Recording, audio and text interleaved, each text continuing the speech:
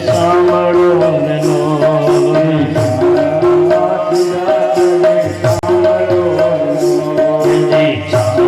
વાસુદા કરે સાંભળો ને લો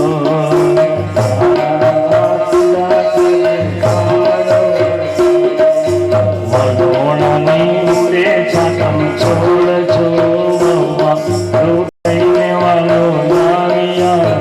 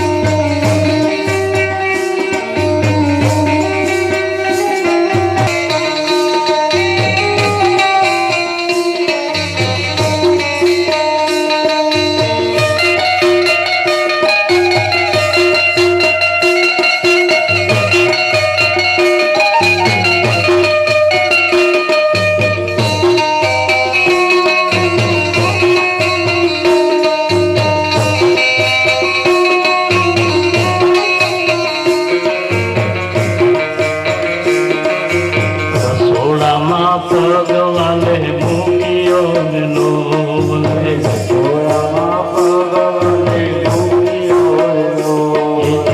સોળામાં ભગવાને મૂક્યો લો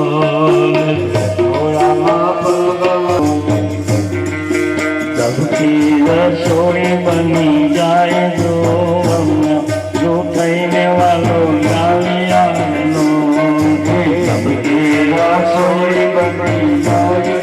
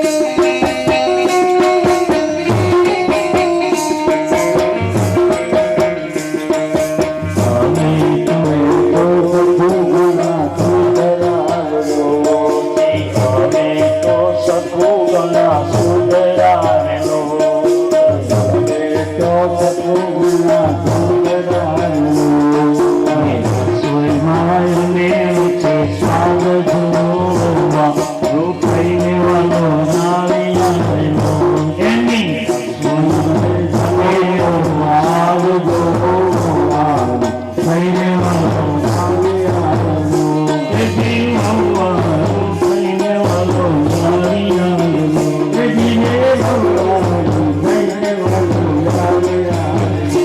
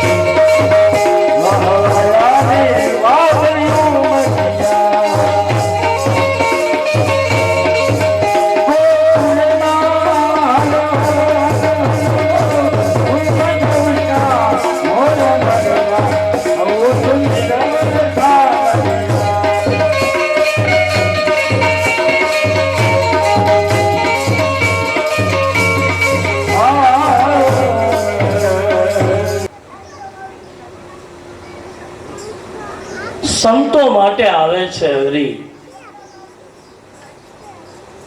આ સપ્રમાણ વરસાદ પડે છે ને એ આપણા માટે નથી, સંતો માટે છે. આ સૂરજ અમુક લિમિટેડ તપીને રોકાઈ જાય છે ને એ સંતો માટે છે, ભક્તો માટે છે.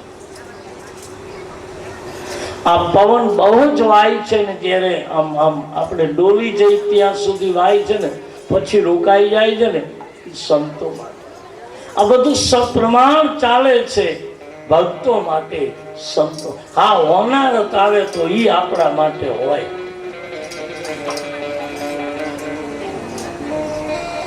બાકી સપ્રમાણ જે આવે છે લિમિટેડ સંતો માટે.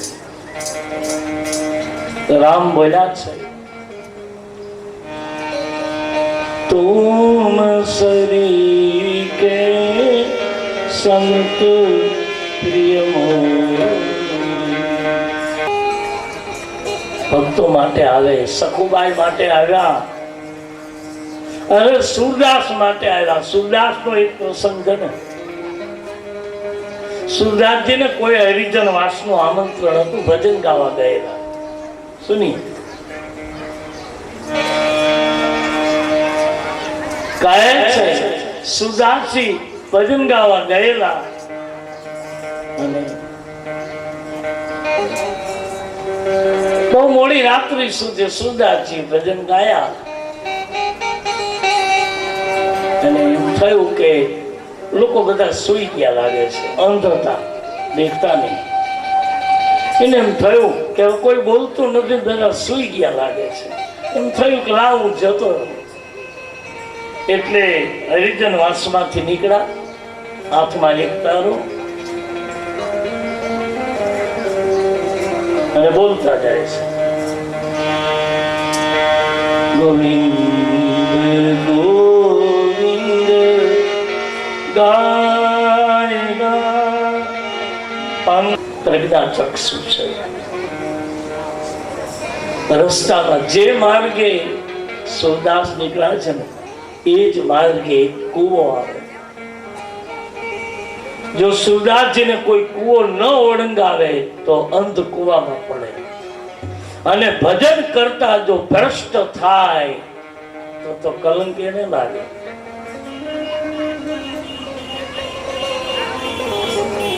સુરદાસ નીકળ્યા. ભગવાને વિચાર્યું કે અંત છે ને કમણા કૂવામાં પડશે, એટલે 10-12 વર્ષનો ગોવિંદ સુરદાસજીનું લાકડી પકડી લીધી. સુરદાસજી પૂછ્યું કે બાપ કોણ છો? કે બોલે હું એક બાળક છું, પણ આટલી મોડી રાત્રિ બધા સુઈ ગયા તું એકલો જાગે છે. કૃષ્ણએ વિચાર્યું કે મારે તો ગમે તેમ કરીને એને કૂવો ઓળંગાવો છે. એટલે કહ્યું કે આ બાબા તમારા જ્યાં જ્યાં ભજન હોય ને ત્યાં હું આવું છું, મને ગમે છે, એટલે તમારા પદ મને બહુ ગમ્યા ને એટલે હું સાંભળતો હતો. એમ કરીને આગળ લઈ જાય. પણ જ્યાં કૂવો ઓળંગવાની તૈયારી થઈ એટલે સુરદાસ સમજી ગયા કે જેનું ભજન કરતા કરતા બુઢો થઈ ગયો, કદાચ ઈ તત્વે આજ મારી લાકડી પકડી હોય તો. એટલે લાકડીમાં હાથ સરકાવતા જાય સુરદાસ, અને એને એમ થયું કે આમ કરતા કરતા તારું નામ શું, તારા બાપુજીનું નામ શું, તમે ક્યાં રહ્યો છો, તારી માનું નામ શું, પૂછતા પૂછતા પૂછતા એને એમ કે એનો હાથ પકડી લઉં ને પછી એને કહું કે હવે તું કોણ છો. સરકાવતા સરકાવતા સરકાવતા લાકડીમાં હાથ જ્યાં પકડવા ગયા ત્યાં કૃષ્ણે કૂવો ઓળંગી દીધો, અને જેવો કૂવો ઓળંગી ગયા એટલે સુરદાસજીને થયું, હા કૃષ્ણને થયું કે હવે કૂવો ઓળંગી ગયા છે, એટલે એકદમ સુરદાસને અને કૃષ્ણના હાથને 4 આંગળનું અંતર રહ્યું.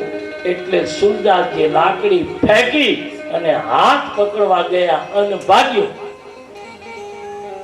કૃષ્ણએ કહ્યું કે દેખતાના હાથમાં ન આવું, તારા આંધળાના હાથમાં આવું. ભાગ્યો. પણ સુરદાસ તુરંત કીધું, જા કૃષ્ણ જાવું હોય તો જા. પણ એ યશોદા નંદન, હે વસુદેવ દેવકીના દીકરા, મારો એક દુહો સાંભળીને જા.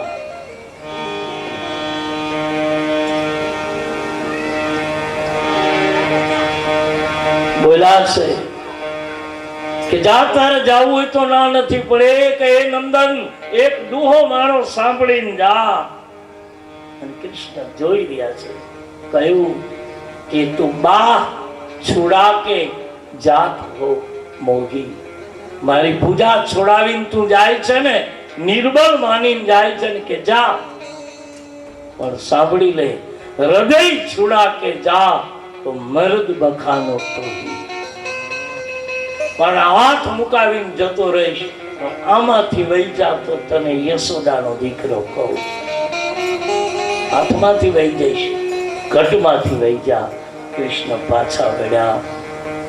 યશોદા દીકરો પાછો વળ્યો. સુરદાસજીને કહ્યું કે બાબા, તમારા માટે તો આવ્યો છો, પરિત્રાણાય સાધુ નામા, સંતો માટે તો મારો અવતાર ને, હું કંસને મારવા નથી આવ્યો, તમારા જેવા રાહ જોતા હતા એટલે આવ્યો છું. સુખરામ રામ વનમાં જાય, કોળી અને ભીલનો સમાજ રામની રાહ જોતો હતો. રામ આવશે, રામ આવશે. અમે તો મધ પાડનારા છીએ, લાકડા કાપનારા છીએ, અમારી પાસે રામ કેમ આવે? તેથી જંગલમાં ફરતા સાધુડાએ કહ્યું હતું કે કોળી અને ભીલ સમાજ યાદ રાખજો, ઉત્તર રે દિશામાંથી સાહેબો તમારો આવશે. આ દિશામાંથી એક દિવસ રામ આવશે. અને રામ વનમાં ગયા ત્યારે કોળી અને ભીલ ને દીકરા ને બાપ ને ભેટે એમ ભેટો છે રામ. સુમના આગળ આવશે પ્રસંગ, અને એ લોકોએ પણ કબૂલ કર્યું છે, પ્રભુ અમે તમને લૂંટતા નથી, એટલું જ અમારું કામ તો ભીલ છીએ, અમે કોળી છીએ, મજૂરી કરનાર, લાકડા કામનાર, મધપૂડો લેનાર, અમારાથી બીજું શું ભજન થઈ શકે? પણ આવ્યા છો તો અમે તમને બીજું તો કાંઈ ન કહી, પણ જંગલની કેડીએ કેડીઓ બતાવશું તમને. અને પગ પગ રામની સાથે એ કોળી અને ભીલનો સમાજ ભેળો થઈ ગયો છે. કે ભગવાન અમુક વૃક્ષોને રામ નહોતા ઓળખતા, અને ભીલ અને કોળીનો સમાજ ઓળખાવે. પ્રભુ આને આ ઝાડવું કહેવાય, આને આ ફૂલ કહેવાય, મહારાજ આને આવું મધ કહેવાય, આને આ કહેવાય, એવા પરિચય રામને. અને છેલ્લે જ્યારે ગયા ત્યારે ખબર પડી કે આ તો ઈશ્વર હતો. પેલા બેઠેલા પડમાણા મોટાના તળિયા ન મળે, પોતે સૌ પોતા તણા પાળે પંખીડા, પણ આવા ગરીબ બચલા કોકના ઉછેરે ઈ તો કાગડા. ગરીબ સમાજ તેથી રોઈ પડ્યો. તેથી ભગવાને કીધું, બાપ હું તમારા જંગલમાંથી દૂર જાઉં છું, પણ તમારા ભેળો જ બેઠો છું. ભીલ અને કોળીના સમાજને ભગવાને પિતા અને પુત્રની જેમ શીખા. આ મારા ખિસ્સાની વાત નથી, હા, સારું લગાડવા નથી કેતો, રામાયણમાં વાંચી લેજો. કોલ કિરા લખ્યું છે. સારું લગાડીને કાંઈ લેવું નથી. હા, આવું બોલીએ ને એટલે લોકો તરત વાત કરે, કેમ જોયું ને બાપુ હોશિયાર, કેમ કોળી વધારે છે, જો એને કેવું સારું લગાડ્યું. ના મારા બાપ, દુનિયાને કાંઈ જો આ જગત કેવું છે ખબર, તમે આમ આમ આમ આમ બરાબર આંખને કેન્દ્રિત કરીને ચાલ્યા જાઓ ને, બરાબર નાકના ટેરવા ઉપર આંખું રાખીને આવેલા જાઓ એટલે દુનિયા એમ કે જો કેવા જોયા, અભિમાની જોયા, કોઈની સામે નથી જોતા. દુનિયા એમ કે, અને આમ ચારે બાજુ જોઈને ચાલો ને તો જગત એમ કે આંખોનું કાંઈ ઠેકાણું નથી, ચારે કોરા જોવે જ છે. અને બહુ થાય તમને એમ થાય કે આપણે આમે નથી જોવું, આમે નથી જોવું, આમ જોઈને હાલ્યા જાય એટલે એમ કે જો તારા ગણવાનો ઈજારો રાખ્યો છે, ઊંચું જોઈને જ હાલે છે, તોય ન સમજે. બહુ કંટાળી અને એમ થાય કે હવે આપણે આંખું ફોડી નાખી, અને ફોડી નાખો તોય આ દુનિયા એમ કે કરેલા તો ભોગવવા જ પડે ને બાપા. ભોગવો કેમ આને, એટલે આને પહોંચાય નહીં બાપ, જે છે તે છે. તમે સારું કહો તો સારું લગાડ્યું માનજો, નબળું કહો તો નબળું લગાડ્યું. બાકી રામાયણમાં લખ્યું છે, આખી લાકડાની પાદુકાની ક્યાંય કથા જ નથી. ભગવાન ખુલ્લા પગે, ભરત ખુલ્લા પગે, તો આ પાદુકા આવી ક્યાંથી? રામાયણમાં ગોતો તો ખરા, પાદુકા ક્યાંય લખી નથી. વનમાં ગયા ત્યારે પાદુકા નહોતી ભેળી, કે રામાયણમાં પાદુકાની વાત આવી નહીં. છેલ્લે ભરત ચિત્રકૂટ ગયા અને ભરતે કહ્યું પ્રભુ મને આધાર આપો, અને ભગવાને પાદુકા કાઢી આપી. તો આ પાદુકા આવી ક્યાંથી? ભગવાન ઉગાડા પગે, ભરત ઉગાડા પગે, તો થેલીમાં લઈને ગયા હતા, કપડામાં વીંટી હતી. પાદુકા આવી ક્યાંથી? કોણે આપી? અને ઈ પાદુકા ભરતે તો માગી પણ નથી. પ્રભુ કૃપા કરી પાંવરી દી નથી. ભરતે તો એટલું જ માંગ્યું, મને કંઈક આધાર આપો પ્રભુ, અયોધ્યામાં હું નહીં જીવી શકું. હવે આધારમાં તો ચિત્રકૂટની ધૂળ આપી હોત તો ચાલત, એક કપડાનો કટકો આપ્યો હોત તો ચાલત, તીરકામઠું આપ્યું હોત તો ચાલત. પણ ભગવાને તુરંત લક્ષ્મણને કીધું લખાણ કે હા કુટિયામાંથી ચાખડી લેતો આવે. તેથી લક્ષ્મણે કીધું મોટાભાઈ ક્યાંથી લાવ્યા? ભરતે કહ્યું આ પાદુકા તમે કેવી બનાવી, કોણ લાવ્યું? અને પછી મારો રામ ભરતની સામે માંડી કથા કરે, એમાં તમે વાંચો કોળી સમાજને ભગવાન કેટલું બોલ્યા છે. મેરે ભાઈ બહેન, ઈ ભગવાનની પત્ની છે તમારી જોગમાયાઓ, મંદિરમાં બેઠી, એને રાક્ષસોને મારવા નથી દીધા. ઈ જોગમાયાની સામે કોઈ જીવની હત્યા કરતા નહીં, નહીતર વંશ નહીં રહે. ઈ સીતા ની સામે રાક્ષસ નથી મારી શક્યો મારો ભગવાન. જાનકી ના પાડી, ખબરદાર જો એક રાક્ષસને માર્યો, અને ઈ જ માતાજી તમારી મંદિરમાં બેઠી, એની સામે તમે જીવ કાપો. શું કહું તમને બાપ? અને રામ કહીને કહ્યો છે, મને બતાવજો તમારો કોઈ પ્રમાણ આપીને કહેતો હોય કે આ કરવું જ પડે, એને કહેજો ઈ પાપ લાગે તો બાપુને દયા જાતો, મારે નથી કરવું. આ ઈ પાપનો અધિકારી હું છું, તમે નહીં. નહીતર યાદ રાખજો, સમય આવતા આવતા આવતા આવતા આવતા તમે કલ્પના કરો આ દુનિયા ક્યાં પહોંચી, અને હજી આપણે એમનેમ છે. એનું કારણ શું? હજી આપણને લોકો વંચિત ને તિરક્ષુત કઈ અને મને તમને જગત બોલાવે છે. અને હજી એમ કે ભાઈ ઈ કોણ, હવે ઈ તો જવા દો ભાઈ, હવે ઈ ફલાણો છે, એમ કરીને આપણને થર છોડે છે. હે, આપણે ગમે ત્યાં જાય તો પાછળ બેસવું પડે છે. એવું આપણામાં કયો અપરાધ છે કે આપણે આગળની લાઈનમાં બેસી નથી શકતા?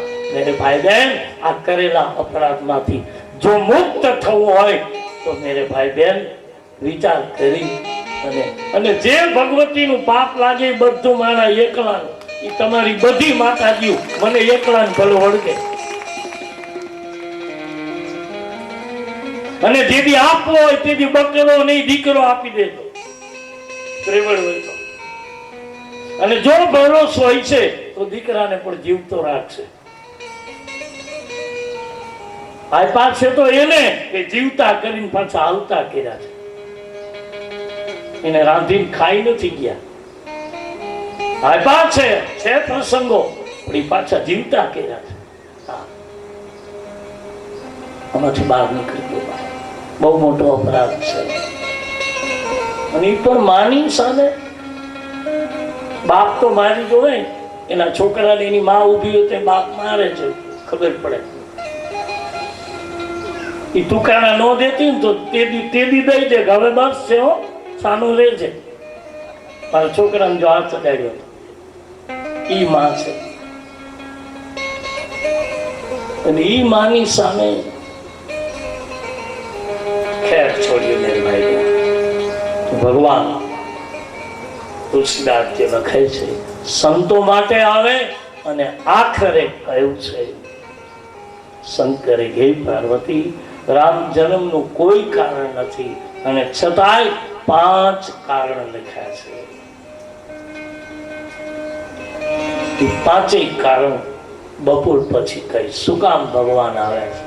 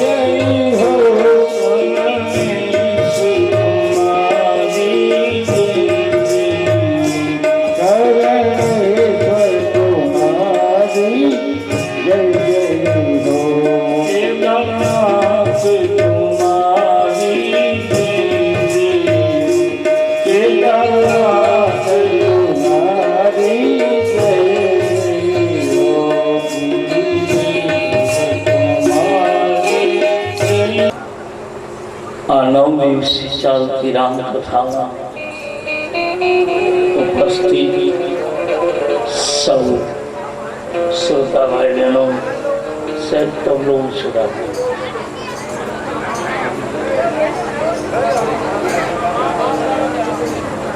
ઉપસ્થિત સૌ શ્રોતા ભાઈ બહેનો, મહેમાન મહાનુભાવો, બાપ સવારના સત્રમાં ભગવાન શિવજી કહે છે કે હે દેવી, ઈશ્વર આવે છે સંતો માટે, ભક્તો માટે, છતાંય એના 5 કારણ છે. એક ગીતાના ન્યાયની તુલસી અહીં ચોપાઈ લખી છે.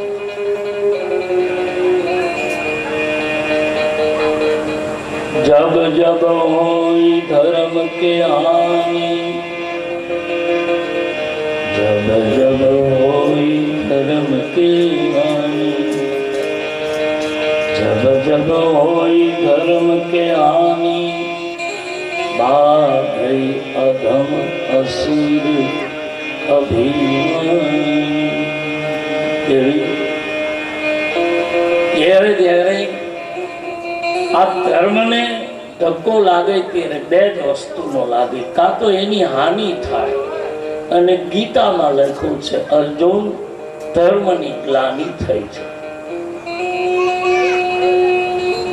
ધર્મને કોઈ નિર્મૂળ ન કરી શકે, કાં તો એની હાનિ કરે, કાં ગ્લાનિ કરે. હાનિ માની ટીકા, અનહોની. ગ્લાનિ માની ધર્મના કાર્યમાં વિઘ્ન કરવું, ગ્લાનિ.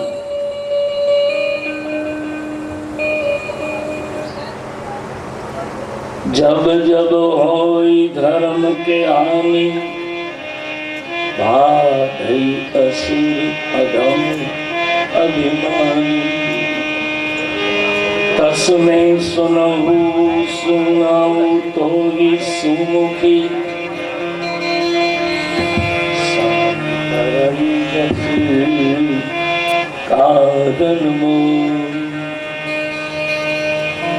हे पार्वती सुनो, ईश्वर धर्मની હાનિ થાય ને કાં ગ્લાનિ થાય તો હરિ આવે. આવે એનું કોઈ કારણ નથી હોતું. ભગવાન શું કામ આવે એનું કોઈ કારણ નથી.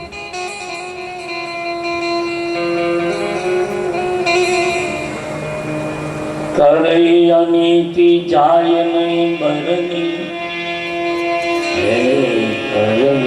અનીતિ કરે અનીતિ જાય નહીં બરની, સિદય દિત્ર ધેન સુર. શંકર કહે દેવી, વર્ણવી ન શકાય એવી અનીતિ જગતમાં થાય એટલે હરિ આવે. વિત્ર દયાળુ સુર અને ધરતી,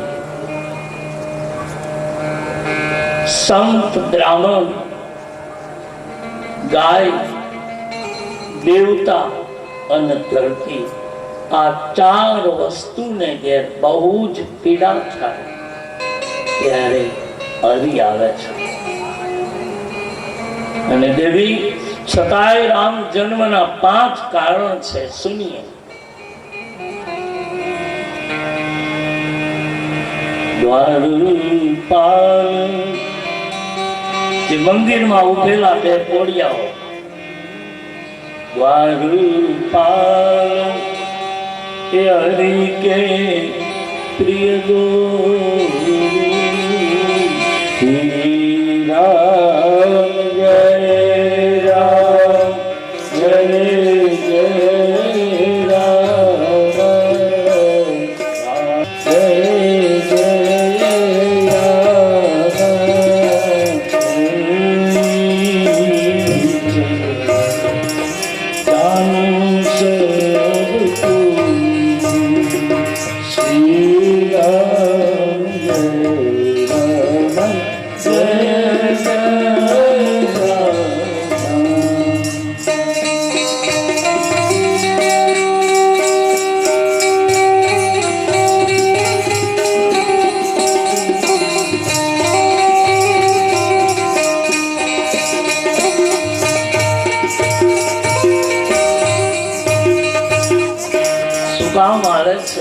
દેવી ભગવાનના દ્વાર પાડો.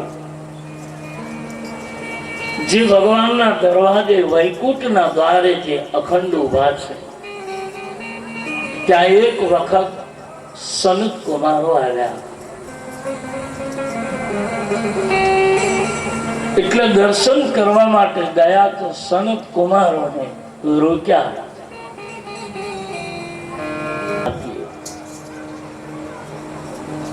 હવે સીધી વાત છે કે દ્વારપાળો એની ફરજ બજાવી, સારી વસ્તુ કહેવાય.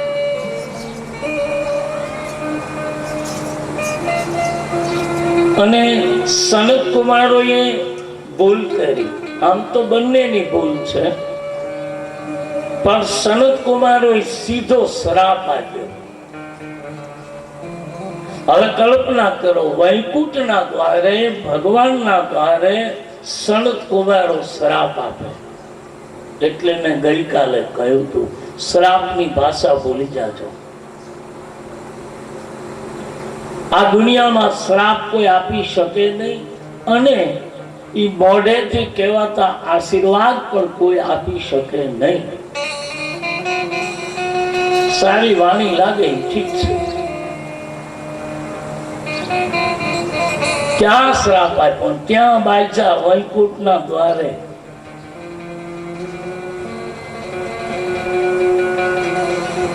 નહીતર સનત કુમારોએ થોડુંક વિચારવું જોઈતું હતું. ભગવાન આરામમાં છે તો આપણે પછી મળશું. એને કઈ કામ તો હતું નહીં. 7 જણા છે સનત કુમારો, 7 જણા છે. એનો રોજનો નિયમ છે કે એક કથા કહે 6 સાંભળે. એને બીજું કઈ કામ નથી સનત કુમારો. પણ ત્યાં બાજા, ત્યાં શ્રાપ આપ્યો પેલા પોળિયાઓ. અને પોળિયાઓની ભૂલ છે કે એને અંદર જઈને પૂછી આવવું જોઈતું હતું કે ભગવાન અમે આવીએ.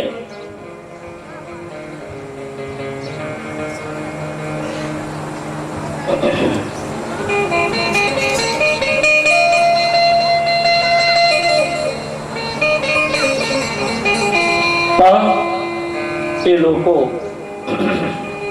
ભૂલ કરી છે, એને સીધી ના પાડી. એટલે જેથી કરી સનત કુમારોએ એ બંને પોળિયાઓને જય વિજયને શ્રાપ આપ્યો કે જાઓ તમે બંને જણા આવતા જન્મે રાક્ષસ થશો. એટલે એક જય અને એક વિજય, એમાંનો એક કુંભકર્ણ થયો, એક રાવણ થયો. રામાયણમાં, રામચરિત્ર માનસમાં રામના જન્મ પહેલા રાવણની કથા આવી છે. કારણ કે રાવણ નિશિચર વંશ છે, રામ રઘુવંશ છે. જ્યાં સુધી અંધારાનો અનુભવ ન થાય ત્યાં સુધી અજવાળાની કિંમત નહીં કરી શકે. એટલે પહેલી કથા આવી, રામ પહેલા રાવણનો જન્મ થયો છે. અને રાવણ પણ એક અવતારી પુરુષ છે, જેને મારો તુલસી અવતાર કહે. અને અવતાર એને જ કહી શકાય, સીધો અવતરણ્ય થાય એ અવતાર. ભલે પછી વાયા કૌશલ્યા બને, અહીંયા પોતાની માં કેકસી બને, રાવણની માતા. પુલસ્ત મહારાજ એના પિતા બને, એ બધું છે. પણ પુલસ્તની પાસે રાવણની માતા કેકસીએ જે માંગણી કરી છે એ સંધ્યાના સમયે માંગ્યું કે મને પુત્ર આપો. મહારાજ પુલસ્તએ ના પાડી કે દેવી સંધ્યાનો સમય છે, હું પુત્ર આપીશ તો નિશિચર વંશનો પુત્ર જન્મશે. અને એ પુત્રના કારણે બહુ જ દેવતાઓ, સૂર, વિપ્રો, ધરતી, ધેનુ બધાને કષ્ટી પડશે. આપણે બ્રાહ્મણ છીએ, રાવણ બ્રાહ્મણ છે. આપણે બ્રાહ્મણ બનીને જો ધર્મને આમ કરીશું તો પરિણામ સારું નહીં આવે. એટલે બ્રાહ્મણ હોવા છતાંય રાવણ રાક્ષસ યોનિમાં જન્મો એનું કારણ છે રાવણની માતાએ સંધ્યાના સમયે પોતાના પતિ પાસે પુત્ર માંગ્યો છે. સમય દેખના મેરે ભાઈ બહેન,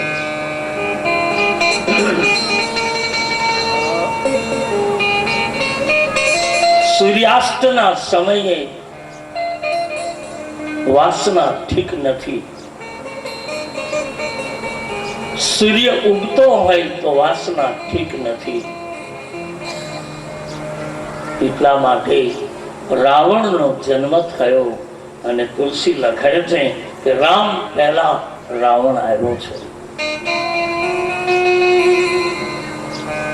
અને તુલસીદાસજી લખે એ પરંપરામાં અર્ણાકશિપુ પણ બનેલા, અર્ણાકશપ્ય પણ બનેલા. પછી સનત કુમારોને એને પૂછ્યું છે કે હવે અમારી મુક્તિ આપો, અમે ભૂલ તો કરી છે માનો મહાત્માઓ, પણ હવે આમાંથી મુક્તિ. ત્યારે કહ્યું કે 3 જન્મે જો તમે ઈશ્વરને વેર ભાવથી ભજશો તો 3 જન્મ લેવા પડશે, અને જો ભાવથી તમે ભગવાનનું ભજન કરશો તો તમારે 7 જન્મ લેવા પડશે. એટલે બંને ભાઈ રાવણ અને કુંભકર્ણ, અર્ણાકશિપુ ને અર્ણાકશ્યપ્ય, આ ચારેય જણા, અથવા તો એના પછી દ્વાપર યુગમાં થયા છે દંત વક્ર અને શિશુપાલ, જેને ભગવાનને 99 ગાયડો આપી છે. અપશબ્દ 99 વખત શિશુપાલ રાજસભામાં બોલે. મહાભારતમાં પ્રસંગ આવે, આપ પરિચિત હશો.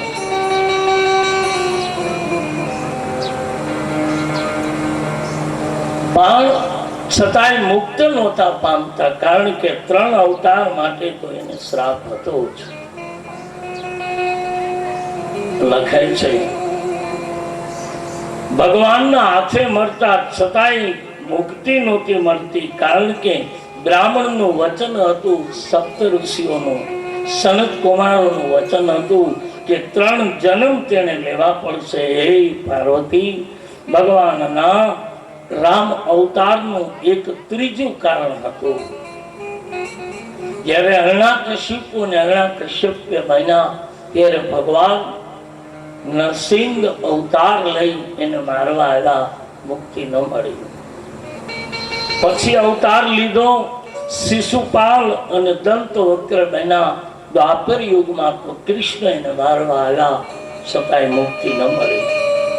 હવે ત્રીજા અવતારે મુક્તિ હતી, એટલે ત્રેતા યુગમાં ભગવાન રામના હાથે એની મુક્તિ હતી.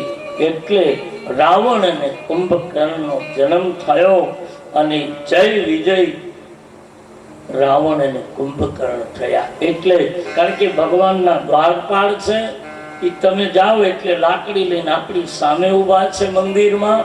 એકવાર ભગવાનને કહેલું જય વિજય કે બસ મહારાજ, અમારે લાકડીનો ટેકો લઈને આમ ઊભું જ રહેવાનું, આખી દુનિયા તમને પગે લાગો આવે, અમારે ક્યારે તમારું મુખ જ નહીં જોવાનું, તમારા ભક્તો આવે એને જોયા કરવાના. પછી ભગવાને કહ્યું કે તમે ચોકીદાર છો એટલે તમારે કરવું રહ્યું, કે પછી તો અમારી હારે તમે ક્યારે વાતો કરો, ક્યારે અમારી સાથે તમે મજાક મસ્તી કરો, અમને ક્યારેક ઈચ્છા થાય કે પ્રભુ સાથે અમે મળીએ. પછી ભગવાને કહ્યું કે તો એક કામ કરો, સનત કુમારો આવે છે એને તમે રોકજો, અને સનત કુમાર શ્રાપ આપે સ્વીકારી લેજો, અને શ્રાપ લઈને પૃથ્વી ઉપર જાજો, એટલે હું વિષ્ણુ મટી અને રામ બનીને તમારી સાથે આવીશ, અને લંકાના રણાંગણમાં આપણે ખૂબ રમીશું. એટલે રામને અને રાવણના યુદ્ધમાં રામને પણ રાવણ ખૂબ જ રડાવે અને રમાડે. લંકાના મેદાનમાં રાવણને પણ રામ એટલો જ રમાડે અને રોવડાવે. ખેલ હતો હરીનો. દેવી શંકરે કહ્યું રામ જન્મનું પહેલું કારણ છે જય વિજય ને સનત કુમારનો શ્રાપ. એ શ્રાપને સાર્થક કરવા માટે આ પૃથ્વીમાં હરી આવ્યા છે અને રામ જન્મનું બીજું કારણ છે. સુનો એક બરસુર એ દેખી દુખાવે પછી જાદમ સન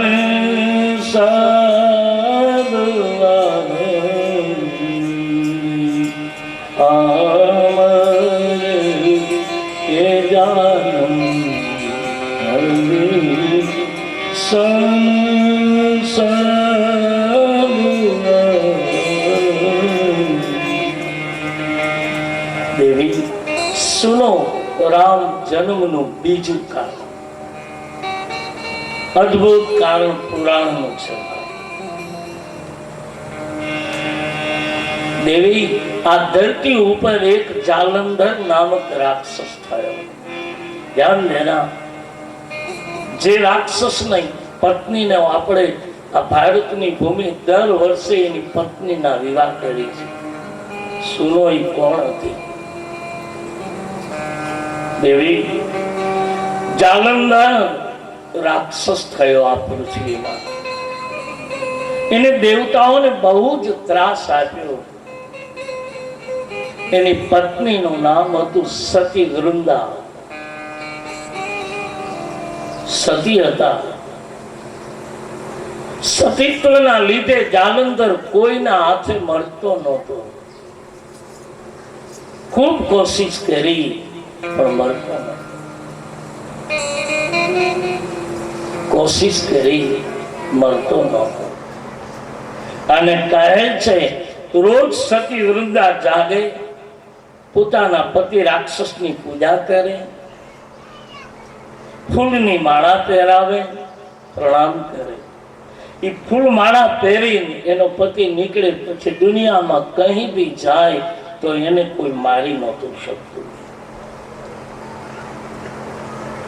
જાલંધર સાક્ષાત અધર્મની મૂર્તિ છે અને છતાંય મળતો નથી. તેનું કારણ છે સતી વૃંદા. આપણે ક્યારેક ભયંકર એક્સિડન્ટમાં બચી જઈએ ને તો આપણું પુણ્ય તો હશે જ, પણ યાદ રાખજો જે આપણી ઘરે આપણું અડધું અંગ જે વ્યક્તિત્વ બેઠું છે એ ક્યારેક આપણા માટે પ્રભુને પ્રાર્થના કરી હશે કે જેથી કરી આપણે બચી ગયા છે.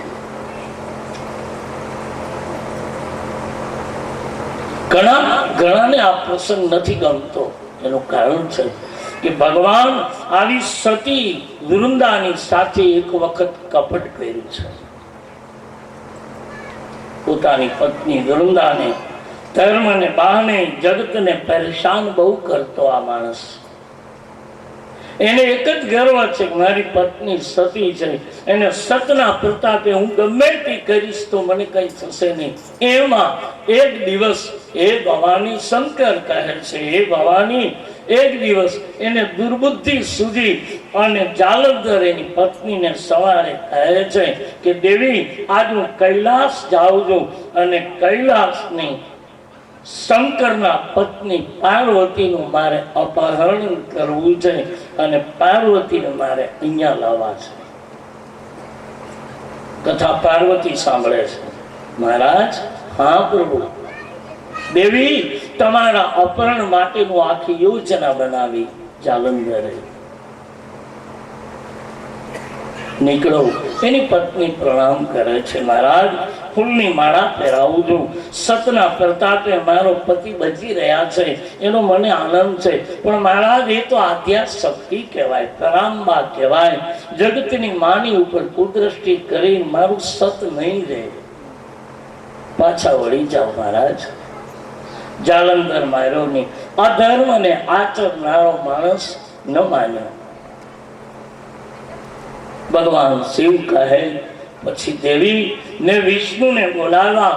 ભગવાન વિષ્ણુને મેં કહ્યું કે તમે કપટ કરો, જાલંધરની પત્ની સતી વૃંદાનો સત તોડો. ભગવાને કહ્યું કે આપણે કોઈનું સત રાખી ન શકીએ તો કઈ નહીં, પણ એનું સત તોડવું કેમ? કે બોલે એક નારીનું સત જો તમે નહીં તોડો તો સતીના એક સતના પ્રતાપે આ દુનિયામાં તમામ નારીઓના સતને તોડતા જાલંધરને વાર નહીં લાગે. અને મારું તુલસી લખે કે કદાચ આ જગતમાં એક નારીના સતના પ્રતાપે એનો પતિ દુનિયાની તમામ નારીઓના સતનો ભંગ કરતો હોય તો એવી નારીનું સત તોડવામાં પાપ નથી. કપટ કરી શકાય. જાઓ, ભગવાન વિષ્ણુ આવે, અહીંયા જાલંધરની પત્ની રડે, છતાંય માન્યો નહીં. જાલંધર નીકળો છે ફૂલની માળા પહેરીને, અને ગયા પછી થોડી વારે જાલંધરનું રૂપ લઈ સતી વૃંદાના રાજમહેલમાં વિષ્ણુ પ્રવેશ કરે છે. રૂપ જાલંધરનું. મૂળ જાલંધર શંકરની પત્નીને લેવા ગયો. વિષ્ણુ જાલંધરના રૂપમાં આવ્યા. સતી વૃંદાને એમ થયું કે ખરેખર મારો પતિ પાછો આવ્યા. રાજી થઈ, પ્રણામ કર્યા. પ્રભુ તમે આવી ગયા, તમે જે વિચાર્યું હતું એ વાત ભૂલી ગયા. પાર્વતીનું અપહરણ તમે ટાળ્યું કે આ દેવી ઈચ્છા નથી, હવે નથી કરવું. આમ કહી ભગવાન વિષ્ણુ એના મહેલમાં ગયા. સતી વૃંદા બહુ જ અરસાણી છે કે મારા પતિને સદબુદ્ધિ સુધી પાછા આવ્યા. સતી વૃંદા બહુ જ હૃદયથી પોતાના પતિની સેવા કરે છે. અને ખબર નથી કે આ વિષ્ણુ છે, પણ જ્યાં પરપુરુષની શરીરને જ્યાં સ્પર્શ કર્યો અને અહીંયા જાલંધર કૈલાસ પહોંચવાની તૈયારી, શિવજી સામે આવ્યા. બંનેની ટકોર થઈ, યુદ્ધનો આરંભ થયો. અને જ્યાં સતી વૃંદાના મહેલમાં પ્રભુ ગયા, સતી એને સ્પર્શી. અને લખ્યું છે આપણા પુરાણમાં કે તુરંત મૂળ જાલંધરના ગળામાં રહેલો ફૂલની માળા સુકાઈ ગઈ.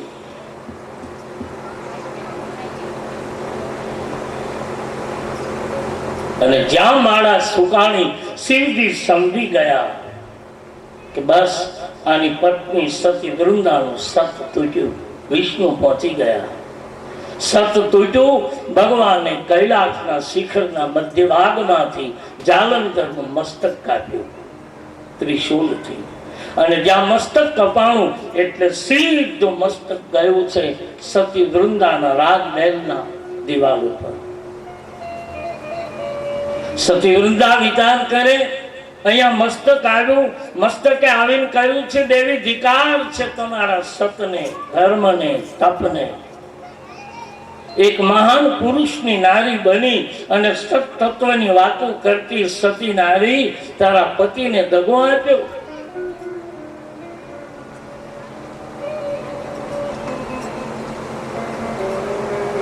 મારા મહેલમાં કોઈ પર પુરુષનો પ્રવેશ આપ્યો. અને અહીંયા જાલંધરના રૂપમાં વિષ્ણુ બેઠા છે સતી વૃંદાના મહેલમાં. અહીંયા મસ્તક પુકાર કરે છે દિવાલ ઉપર. એ મસ્તક સાંભળી સતી વૃંદા બહાર નીકળે. બહુ જ વિચાર કરે સતી વૃંદા કે તો પછી અમારા મહેલમાં સેવા કરું છું એ કોણ છે? આ દિવાલ ઉપર મસ્તક આવ્યું મારા પતિનું છે. આ પતિ કે આ પતિ કોણ છે? અને સતી વૃંદા રાજમહેલમાં પ્રવેશ કર્યો. વિષ્ણુ સમજી ગયા કે સતી મને હવે ભયંકર શ્રાપ આપશે અને ભાગું. સતી વૃંદાની સામે આવેલા વિષ્ણુ કોણ છે?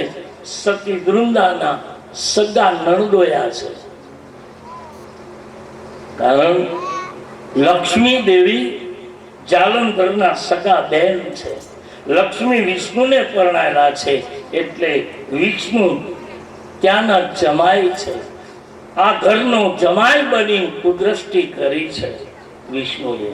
ભાગ્યા જેવા ભાગવા ગયા એટલે તુરંત સતી વૃંદાએ શ્રાપ આપ્યો, મહારાજ ક્યાં જાઓ છો? એક આ ઘરના જમાઈ બનીને રૂપ બદલી અને અમારા ઘરનો ભંગ કરવા આવ્યા. જાઓ, તમને શ્રાપ આપું છું, તમે પથ્થરની મૂર્તિ બની જાઓ. સતીવૃંદા અને ભગવાન એ જ ક્ષણે મૂર્તિ બની ગયા. ભગવાનને શ્રાપ આપ્યો કે તમે મારા પતિનું રૂપ લઈ મારા મહેલમાં આવ્યા છો. યાદ રાખજો, જે પતિની નારીને તમે દગો આપ્યો છે, જાઓ, શ્રાપ આપું છું. એક સમય એવો આવશે કે તમારે પણ આ પૃથ્વીમાં દર ભટકવું પડશે અને તમારી નારીને મારો પતિ આવી અને એકાંતમાં તમારી નારીને મારો પતિ લઈ જશે. શ્રાપ આપ્યો. અને યાદ રાખજો મહારાજ, તમે પથ્થર બની અને આમ રહેજો.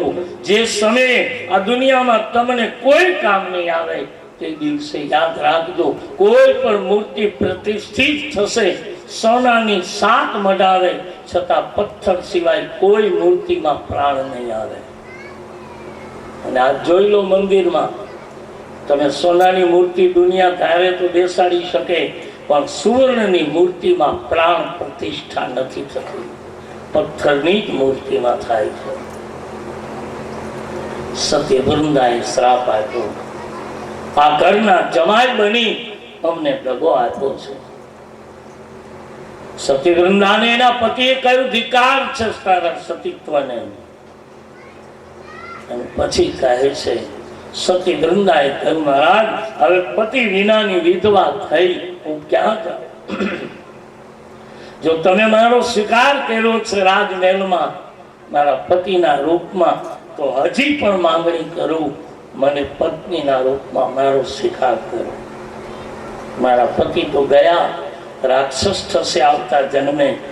જેમ તમે એના પત્નીને દગો આપ્યો એવી રીતે મારો પતિ પણ દગો આપશે અને એ જ જાલંધર બીજા જન્મે રાવણ થયો. અને એ જ રાવણ પછી રામના પત્ની સીતા એટલે કે લક્ષ્મી સીતા બન્યા હતા. એ જ લક્ષ્મીનું પાછો રાવણ આવી અપહરણ કરી ગયો. એટલે રામને અવતાર લેવો પડ્યો. સતીવૃંદાના શ્રાપના કારણે પછી કહ્યું છે, ભગવાન મારો સ્વીકાર કરો. ભગવાને કહ્યું છે, સતી તમે તમારા આંગણના તુલસી બનો, હું શાલિગ્રામ બનું. પથ્થર કયો છે ને મને, એટલે હું પથ્થર બની તમારો પતિ થઈશ. એટલે તુલસી ગયા જન્મની વૃંદા છે અને તુલસીના ક્યારામાં રાખીએ છીએ. એ શાલિગ્રામ વિષ્ણુ પોતે છે. એટલે આ ભારતની ભૂમિ વર્ષમાં એક વખત તુલસી અને શાલિગ્રામના આપણે લગ્ન કરીએ છીએ. અને કોઈ પણ તુલસી ક્યારો શાલિગ્રામ વિનાનો હોય તો એ તુલસી વિધવા છે, એને પૂજા ન કરી શકાય, એને સ્પર્શ ન કરી શકાય, એનું તમે નમન ન કરી શકો. શાલિગ્રામ વિનાના તુલસીનું પત્ર પણ ઠાકોર સ્વીકારતા નથી. તુલસીના ક્યારામાં શાલિગ્રામ જોઈ જોઈ જોઈ. હવે ન હોય તો મૂકી દેજો. સતીવૃંદા સ્વીકાર્ય છે, એ તુલસી છે. અને એટલે જ ભગવાને કહ્યું, એ સતી તમારું વચન પાડું, જાઓ, તમારો પત્ર નહીં મળે ત્યાં સુધી હું ભોજન નહીં કરું. તુલસીનો કોઈ પણ તમે થાળ ધરો એમાં